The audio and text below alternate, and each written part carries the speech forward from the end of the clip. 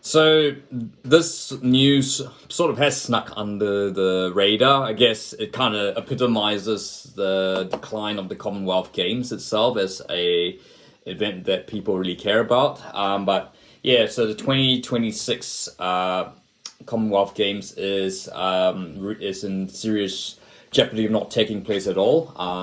This comes on the back that the Gold Coast, who actually hosted the event back in 2016, was it? Correct me if I'm wrong. They've pulled out of the bid to take over from Victoria. Of course, Victoria were the original hosts for the 2026-27 Commonwealth Games, but pulled out a couple of months ago due to escalating costs. Yeah, the Victorian state government claimed that the cost of running the event, the multi-sport event, would be upwards of I think we're talking about 3 billion, according to some sources. Which the Commonwealth Games Authority, the body that looks after the Commonwealth Games body, has disputed this. But in any case, that's been done. Victoria, which was looking to, it was going to be a Victoria Games spread between not just Melbourne, but you're looking at like places like Ballarat, Geelong, etc.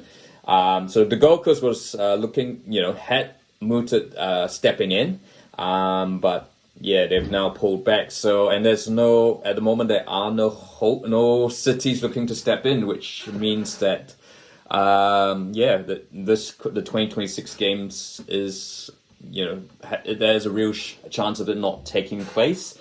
Of course, we had the last Commonwealth Games was, of course, in Birmingham in 2022. Birmingham, of course, had to step in because the original host, Durban, was stripped of the rights to host the Commonwealth Games due to financial reasons, financial irregularities, I should say. And yeah, I guess, look, that it is strengthening the case, not just Commonwealth Games, actually even the Olympics, of course. In recent times, look, like the Olympics still, while it does, that it still has that prestige, attached to it. But I think a lot of cities, particularly in the post-pandemic era, and seeing how in the last 20 years, you've seen the likes of Athens, Beijing, London, Rio de Janeiro, but I guess particularly Athens and Rio de Janeiro, where the cities have put up, spent lots and lots of money to build these new stadia and athletics villages. And while the athletic villages certainly have become, managed to become public housing, but I guess there's a bit more of a complexity around whether, in filling those and the quality of the lodging. And then, of course, the stadium, which have ultimately, it's many videos have been done about these Olympic venues becoming white elephants. I mean, I guess, you look at like somewhere like London, London managed to sort of, they've talked about this legacy, and I guess in a certain way, a place like the Copper Box is still being used. The Olympic Stadium is obviously now West Ham United's home, although there is, again, a bit of acrimony about, there's a bit of debate of whether the London Stadium is a bit of a downgrade from West Ham's old stadium. And then, of course, Beijing, which, there has been a few white elephants, but they have they've fortunately managed to get away with it by hosting the Winter Olympics. So I guess, these multi-sport events, it is for, countries in New Zealand, Malaysia, those countries, it's a huge, there's still a lot of buzz when someone wins an Olympic medal, whether it's gold, silver, or bronze. And so, and I guess every 4 years, I guess even 5 years, given we had to wait between the time between Rio and Tokyo due to the pandemic, there was still a lot of buzz. People were still tuning onto their TVs to watch events, that the ordinary sporting events, which they ordinarily might not have watched, like I guess your athletics, your rowing, etc. But I guess that kind of lends on the other hand, yes, casual fans will tune into the Olympics, Commonwealth Games to watch these sports that they might not ordinarily watch. But I guess you think, but then again, I guess with cable TV, with pay-per-view TV now, sport, people get to see these sports now, and even news coverage. Yeah, you're talking about athletics certainly had it's the Olympics, while it still has that luster for athletics.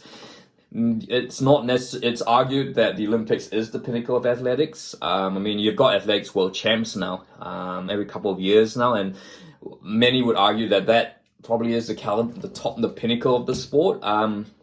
You have to remember, of course, the Olympics, there is a limited amount of athletes that can compete. And while most of the time you do get the elite pool competing, but of course, there is restrictions to how many athletes nations can put forward for Olympics. And, and so there is a chance that you don't necessarily get to see the best athletes, all the best athletes competing.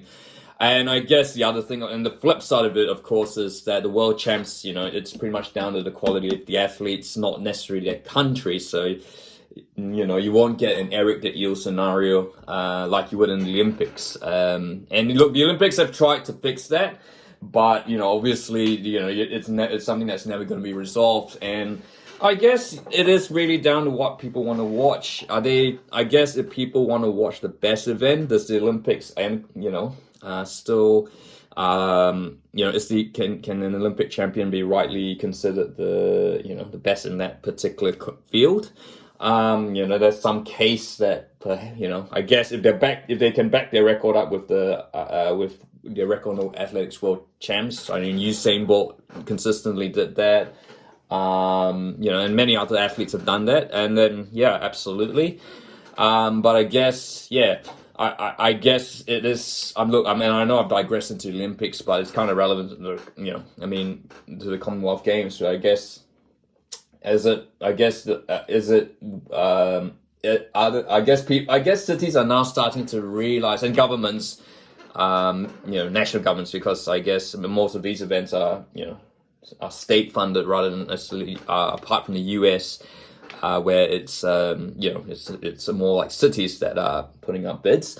I guess they've seen the cost of Athens, they've seen the costs with Tokyo.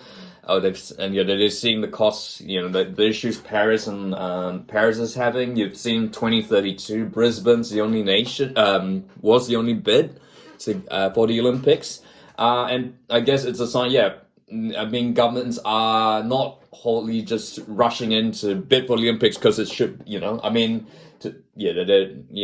not rushing into bid for the Olympics because it's the Olympics. I think they're realizing that there is a cost there, and that perhaps the benefits and legacy long after are maybe not what they are hyped up to be. And and of course the other thing, of course, the Olympic, the IOC has certainly been under the microscope for corruption in recent times. So I guess that's a bit of a thing to, sort of tendency for governments and bodies to sort of stay away from that until they clean their act up. And and I guess that kind of leaves like the nations like Saudi Arabia, Qatar. I mean, China might have been in there, but they've kind of sort of, with the ongoing economic crisis, they've kind of pulled away. So I've digressed in the Olympics, but I guess it is relevant to the Commonwealth Games because, the Commonwealth Games is undoubtedly a less, same concept, but a lesser because obviously it is only featuring nations of the Commonwealth under the former British Empire Commonwealth, and obviously that's never going to be best in the world, and unless it's like netball, lawn bowls. But look, lawn bowls lawn bowls have started to have their own competition separate from the Commonwealth Games, and which is in its standalone right is supersedes what the Commonwealth Games has. Netball has its World Cup already. And some might argue, I guess while the Commonwealth Games remains kind of important for netballers, I guess with there is the World Cup now. Is that really necessary to have that? And particularly when you're considering how many athletes, the workloads that they've got, I guess it's another tournament necessary. And of course, and we talk about another one is rugby sevens, which Commonwealth Games rugby sevens, it was the pinnacle, but I think now that's sort of been superseded by the Olympics, and of course they have their World Cup. So Yeah, look, I know that. So that's the thoughts on Commonwealth Games, and to a certain extent, the Olympics, I guess. Look, I mean, the Commonwealth Games future is probably is one of the most paramount importance at the moment, because I guess we are talking about 2026 is not far ago, and I guess, it is. I guess for the first time, I think there's a realistic chance that the Commonwealth Games, which used to be such a big thing. I mean, I remember growing up in Malaysia when it was a huge deal when Kuala Lumpur became the first non-Western Hemisphere nation to host the Commonwealth Games. It was a massive deal. I think it was as close as you could ever get to hosting the Olympics, and it was such a massive deal back in 1998. A lot of things have happened in 25 years. And I think a lot has changed, and I guess, perhaps the Commonwealth Games now isn't quite with all these world champs for athletics and all that. The Commonwealth Games has certainly kind of lost its relevance and luster. And I guess you could argue the same for the Olympics as well. Look, I don't think the Olympics is going anywhere anytime soon, but I mean, you could very well revisit this debate in about 25, even 50 years, or maybe even 25 years time. So look, that's the thought of the Commonwealth Games. Will there be a Commonwealth Games in 2026? I mean, have we seen the last of the Commonwealth Games?